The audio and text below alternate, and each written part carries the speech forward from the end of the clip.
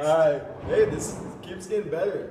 The next statement that we've got is best breakout player. Breakout. So this is the player that's outperforming like last season, excluding rookies. So on this question, we're gonna have Reese start off. I'll start this.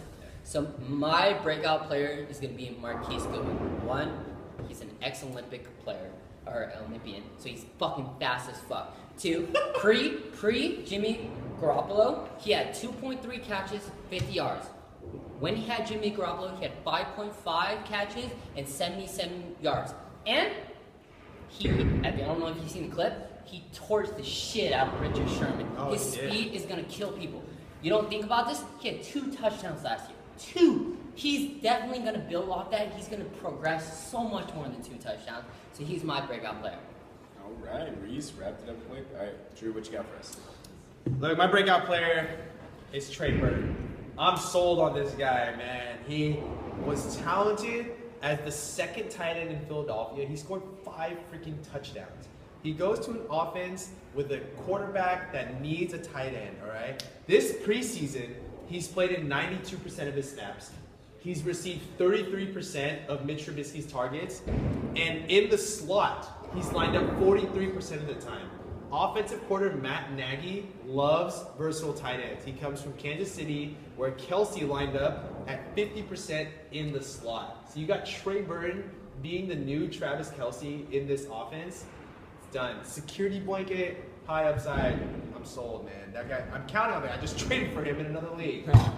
All right, let's do 30-second discussion for each side. Reese, start us out. Honestly, I love Andrew's pick. I think Trey Burton's going to be steal. I'm not going to argue that. I completely agree with him. My only concern is Mitchell Trubisky's accuracy. He's still a rookie quarterback. Rookie quarterbacks are going to look towards the tail end, so that's why I like that pick.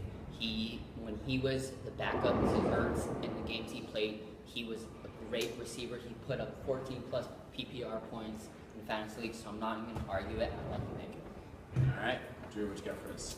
Yeah, we can talk about Marquise Goodwin last year in those 5 games with Jimmy G. The one thing we leave out is that they didn't have Pierre Garçon and they didn't have Jerick McKinnon, and those are going to take targets away. And as a 49er fan, I love Marquise Goodwin. I hope he does well. The Niners receiving core is deep. They're going to look to guys like Trent Taylor, George Kittle, Pierre Garçon, Jerick McKinnon, who's Jimmy's number 1 target right now? Marquise Goodwin. All right, hey, let's end it there. I think this is great discussion, but I think something important here is just the lack of quarterback experience for Trey Burton, and I think he's going to get relied on really heavily and get used. So on this one, I side with Andrew. I like Trey Burton. Oh man, we got some good camaraderie between our two contestants. I love that pick. Wasn't a competition. I love that pick. I'm just trading for that guy. Trey Boo Boo Dirt Burton. Trey Boo Boo. Trey Boo Boo Burton. I love that pick. I want to give a quick shout out. We've actually got a great bartender working tonight. I need executive producer. I need him here. Executive producer, secret. What did I call him? Chris. Secret possum. On the secret. side is What did I say? Chris probably not as great of a bartender. Chipmunk. He did break my. He started working out mid-draft. Cheers. Alice. All right, next. All right. Oh, this is gonna be my favorite question. Let's go. So this one is the top bust player. Ooh, All right. that's a good one. Andrew, go ahead and start us off. Dave, I feel bad. I don't mean to call you out, Reese, but Marvin Jones in face, look, he's extremely talented. One thing they lacked, so Marvin Jones, he scored 9 touchdowns in 2017, so he had a good year. He finished as the wide receiver 10. 9. Finished as the wide receiver 9 in a year where Odell Beckham was hurt and Aaron Rodgers was missing, so couldn't produce another top wide receiver. Like, we lost a lot of guys. But Marvin Jones in his previous years, 2016, 4 touchdowns. 2015, 4 touchdowns. All right? Detroit didn't have a running game last year. Now they have an actual decent running game, and they're going on a Matt Patricia defense, or Matt Patricia offense, who's a head coach who likes running the ball, because guess who ran the ball a lot in the red zone? Bill Belichick. LeGarrette Blount and guys like Rex Burkhead, Deion Lewis don't get touchdowns if you don't run the ball in the red zone. That's what Matt Patricia's going to do. I don't think Marvin Jones is going to be as efficient as he was last year. All right, Reese, 9 touchdowns. go ahead and get us started. All right, so I'm going the opposite player. Same thing, so I can support his argument, but I'm going Golden Tate.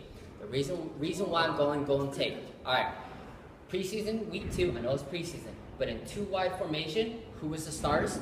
Kenny Golladay and Marvin Jones. You're talking about a 30-year-old person in Golden Tate who's in a contract year. He is a great receiver. He's a great PPR receiver. Only person to put 4 years, 90 plus. Only other players, Antonio Brown. But he's been regressing ever since. Opposite, Marvin Jones has been progressive. Golden Tate started when he started with the Lions. He was at 85% snaps. By the time this past year, he was in 75% snaps. He's going on a decline. I don't see Detroit trying to put a receiver who's on a contract year to re-sign a 30-year-old wide receiver because they have a 20-year-old in Marvin Jones and a 24-year-old in Kenny Golladay. All right, Drew, what you got for us? Rebuttal. Yeah, you can say 2 wide sets, and when you say 2 wide sets, you're going to talk about Marvin Jones and Kenny Golladay, but that doesn't count for someone like Golden Tate. Golden Tate doesn't line up in 2 wide sets. He's supposed to line up in the slot. That's his spot. They lacked receivers weapons outside of Marvin Jones last year, so they had to move him around a little bit more. And his fantasy production, yeah, he was inconsistent. Now they're putting him back at his slot position where he plays the best. This is the guy in the slot that you want. Okay, my argument is that your previous argument was that they're trying to run more. They are trying to run more. If you have Kerryon Johnson, who's going to be the best rookie running back later on, that you're talking about, if you're running the ball, they're trying to see Kerryon Johnson in a 2 formation set. So I can see Marvin Jones and Kenny Golladay being the future. That is the biggest thing to me, and the fact that Golden Tate's production is going slowly. He's in a contract year. He hasn't signed the contract. They don't want him. So this one is tough. You guys chose it from the It's the same team. Yeah. I can see both ways. But this one, I've got to go with Reese. I loved all the historical figures that he provided in terms of progression, regression, and Golden Tate is older. 4 touchdowns in 2016, 4 in 2015. He went to 9. Marvin Jones is a number 9 receiver in half of the 1 people. year. 1 year. He's only done it for 1 year. And he's progressed You every just year. said Golden Tate for 4 years straight has hit 90 and 1,000. And I project Alright. he'll stop 90 plus. He's gonna be under 90 catches, under 1,000 yards. He barely made 90 so he'll catches. finish with 88 for 900 yards. Marvin Jones is number 1 receiver in that. Marvin offense. Jones will finish with 9 touchdowns. He may not finish for 9 touchdowns, but in half-point PPR, he was number 9. In standard league, he was number 5. You're talking about